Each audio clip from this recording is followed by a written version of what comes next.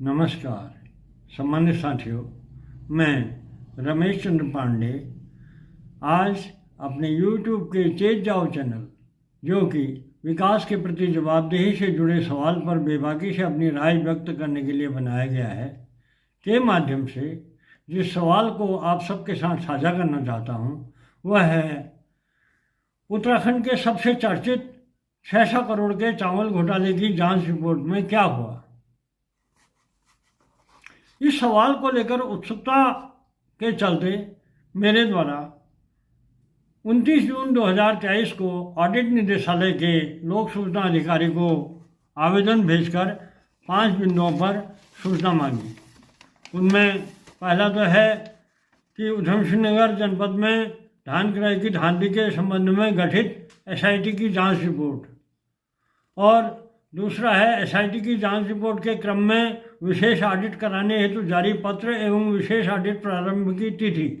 तीसरा है विशेष ऑडिट समाप्ति की तिथि एवं विशेष ऑडिट रिपोर्ट प्रस्तुत करने की तिथि। चौथा है धान क्रय घोटाले की विशेष ऑडिट रिपोर्ट, और पांचवा है उक्त विशेष ऑडिट रिपोर्ट की परिपालन आख्या। लोक सूचना अधिकारी द्वारा मुझे ये सूचनाएं मेल द्वारा सॉफ्ट कॉपी में उपलब्ध कराई गई, और बिंदु संख्या 5 में वांछित ऑडिट रिपोर्ट की परिपालन आख्या स्पष्ट और अध्यावधिक नहीं होने के कारण मेरे द्वारा प्रथम अपीलीय अधिकारी के समक्ष अपील की गई। प्रथम अपीलीय अधिकारी द्वारा 8 अगस्त 2023 को सुनवाई के उपरांत जो आदेश जारी किए गए उसमें कहा गया कि लोक सूचना अधिकारी ने जो सूचना उपलब्ध कराई है वह अध्यावधिक नहीं है। लोक सूचना अधिकारी से यह अपेक्षित था कि इस संबंध में आवेदन को वित्त ऑडिट प्रकोष्ठ उत्तराखंड शासन को अंतरित करते, क्योंकि प्रश्नगत ऑडिट रिपोर्ट पर अनुमोदन, निर्गमन और अनुपालन की समीक्षा की कार्यवाही वित्त ऑडिट प्रकोष्ठ द्वारा ही की जा रही है। तो मेरा आवेदन ऑडिट प्रकोष्ठ को अंतरित नहीं किए जाने के कारण मेरे द्वारा राज्य सूचना आयोग के समक्ष द्वितीय अपील पेश की, जिस पर आयोग में 26 फरवरी 2024 को सुनवाई हुई,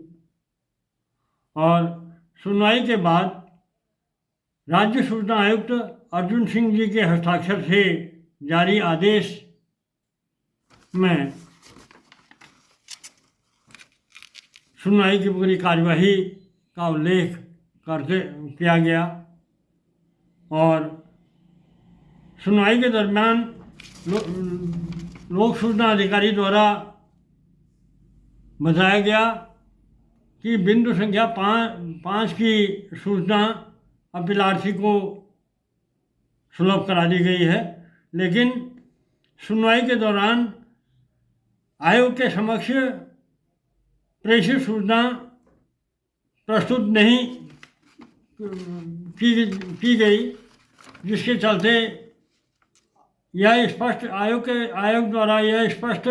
के समक्ष यह स्पष्ट नहीं हो सका कि अपीलार्थी को भेजी गई सूचना मूल आवेदन 29 जून 2023 के अनुरूप है या नहीं है। और ऐसी स्थिति में लोक सूचना अधिकारी को आदेशित किया गया कि वे आगामी सुनवाई की तिथि से पूर्व अपीलार्थी के मूल अनुरोध पत्र दिनांक 29/6/23 में वांछित बिंदु संख्या 5 की स्पष्ट व प्रमाणित सूचना अपीलार्थी को निःशुल्क उपलब्ध कराना सुनिश्चित करेंगी। वह सूचना प्रेषण संबंधी अभिलेख आगामी सुनवाई की तिथि पर आयोग के समक्ष प्रस्तुत करेंगी, और आयोग द्वारा आगामी सुनवाई के लिए 1 अप्रैल 2024 की तिथि निर्धारित की गई इस आदेश के जरिए। और आज 1 अप्रैल को इस अपील पर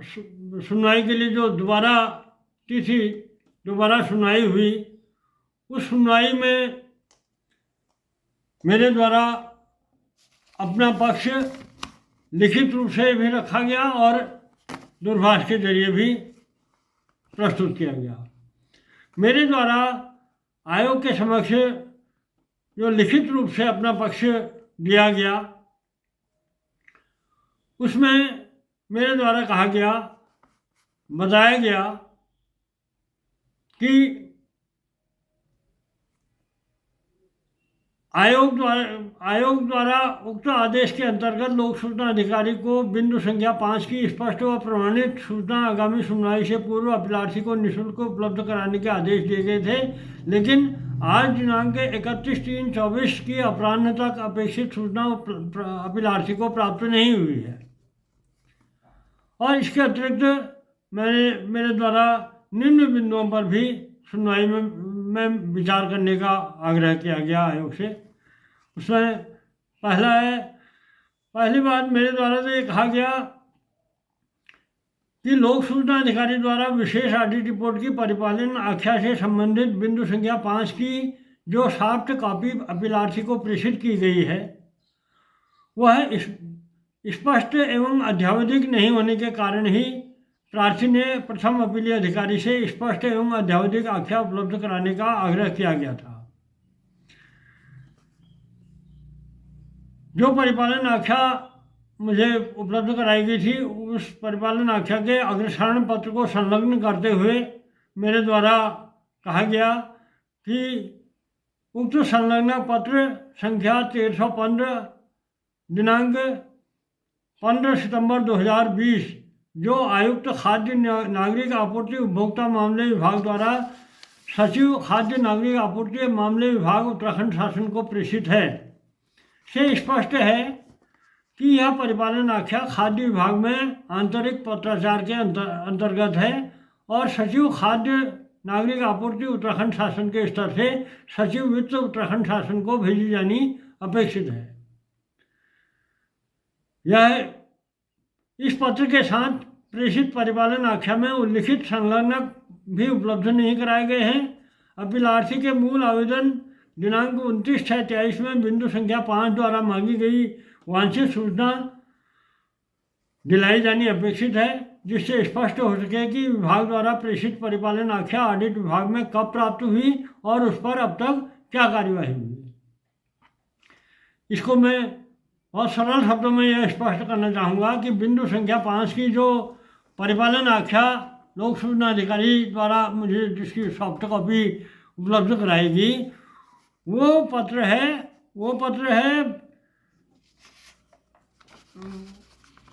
विशेष ऑडिट रिपोर्ट की कंप्लाइंस नियंत्रक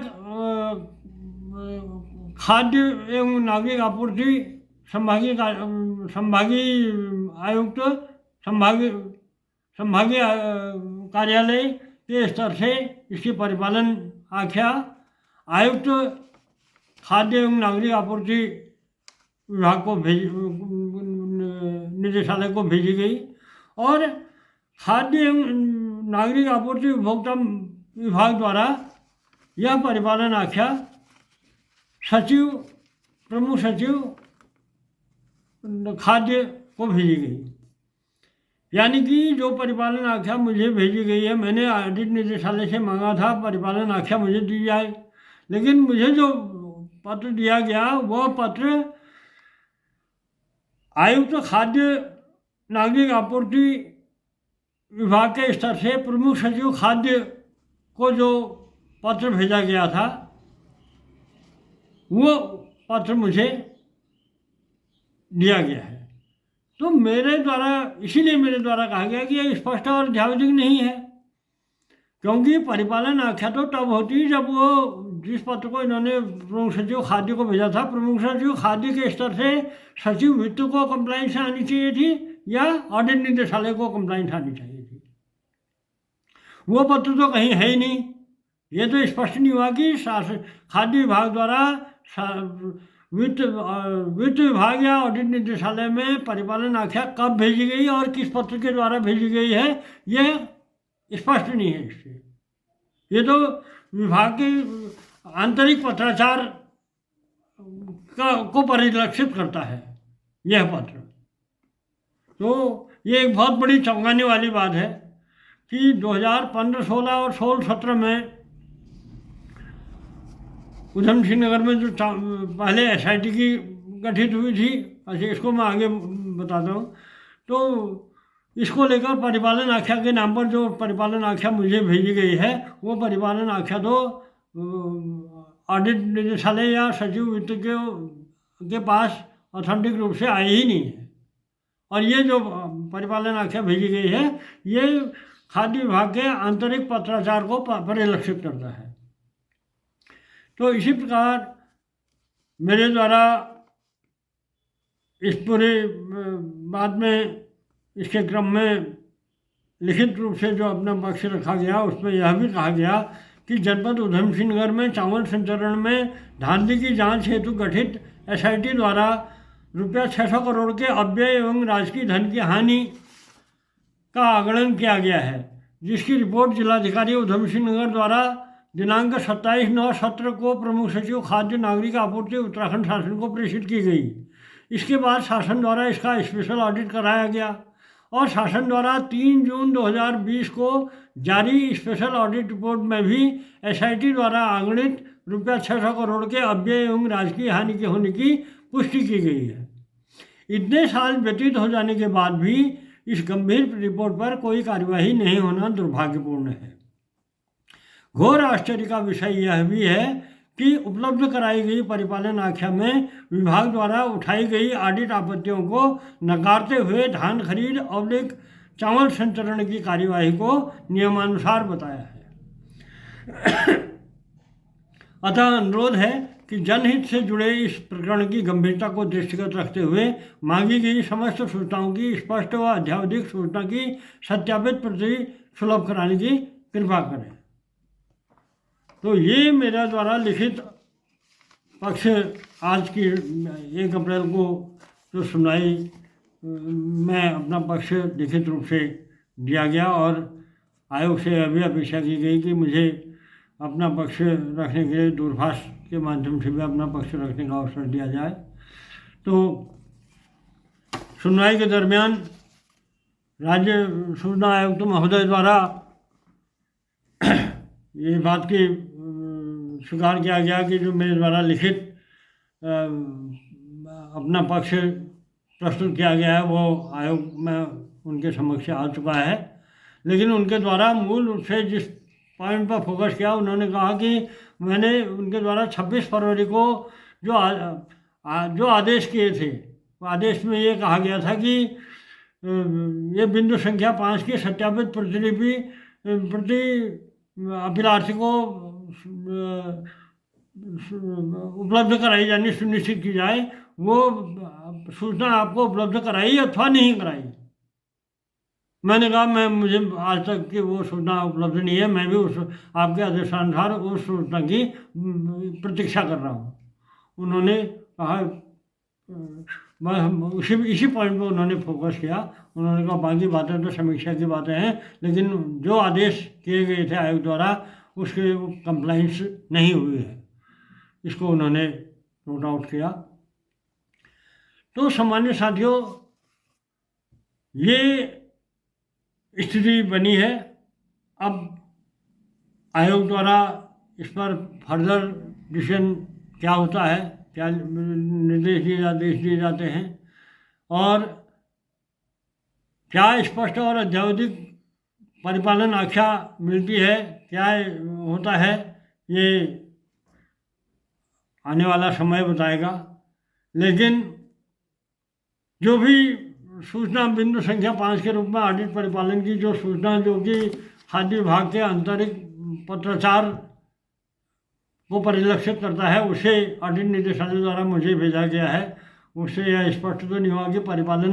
विभाग द्वारा परिपालन ऑडिट निदेशालय में भेजे जाने की पुष्टि नहीं हुई है इतने साल बाद। और जो परिपालन मुझे सुलभ कराया गया है विभागीय पत्राचार, विभागीय पत्राचार को परिलक्षित करता है, उसमें विभाग द्वारा जितने भी ऑडिट ऑब्जेक्शन थे, 600 करोड़ के जो आपत्तियां हैं, उनको सिरे से नकारते हुए स्पष्ट रूप से ये कहा कि धान खरीद और चावल संचरण की पूरी कार्यवाही नियमानुसार हुई है। तो अब ऐसे में सवाल उठता है कि कौन सही है? क्या एसआईटी की रिपोर्ट गलत है, और क्या स्पेशल ऑडिट रिपोर्ट गलत है,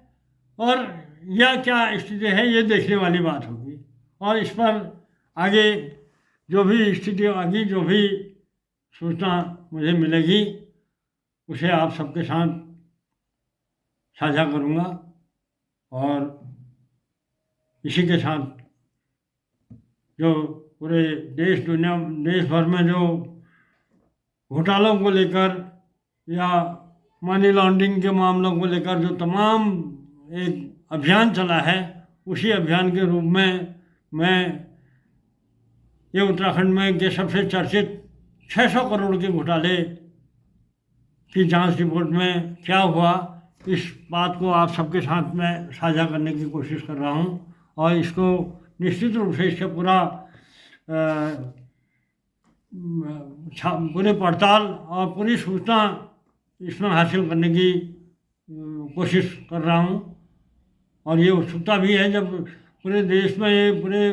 घोटालों को उजागर करने की दिशा में जो अभियान चल रहा है, ताबड़तोड़ छापे हो रहे हैं, ईडी के छापे पड़ रहे हैं, ये पड़ रहे हैं, वो पड़ रहे हैं, तो उस स्थिति को देखते हुए मुझे इस बात को लेकर घोर आश्चर्य है कि जो उत्तराखंड में 600 करोड़ मायने रखता है, 600 करोड़ के जो चावल घोटाला हुआ है, जो कि सब्सिडी का पैसा था, ये केंद्र सरकार द्वारा जो